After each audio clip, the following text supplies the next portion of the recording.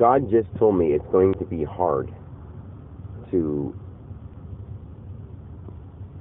look through history and find things wrong, but he will be able to. And the reason he says it's going to be hard is because most of the people that have been inspired enough to write a document were inspired enough to get the message part of the way. So a lot of the things that I see and read are going to be true, but not completely true. And I'm really going to have to focus to get the details. But I'll get the gist of the details. And I'll be able to get a detail on each thing that's a little different than it sounded. Or else my own way to word it that may be almost similar. But he's going to try to explain everything through my words, even if they're right. So when I read in a history book or listen to an audio book or anything like that and try to learn about things from the past, he wants me to re-say it in my way because I say things so that people can understand it.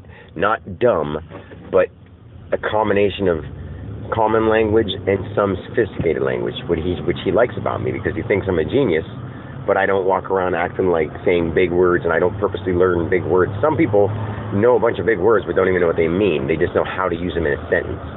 So he's happy that I don't fake. That's another big reason he chose me, is because I don't fake anything.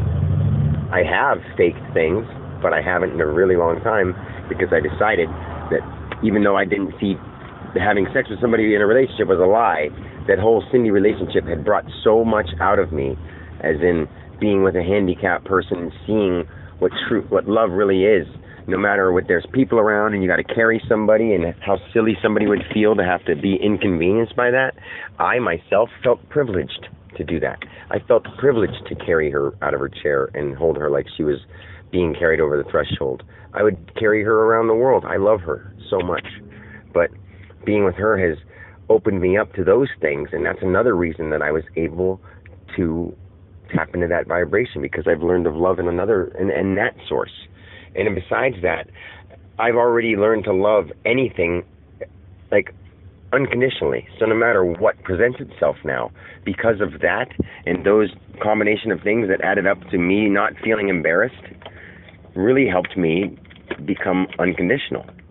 And because now I understand unconditional love, which I really do. It's not just a word I'm saying. I understand what the real meaning of unconditional love is. Divine unconditional love.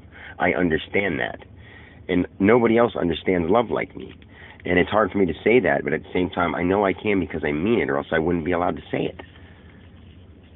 I promise that I'm not going to illusion people. And if I'm not at least mostly sure of something, I'm not going to say it. And the things that I would only be mostly sure of are things that I haven't seen or felt happen yet.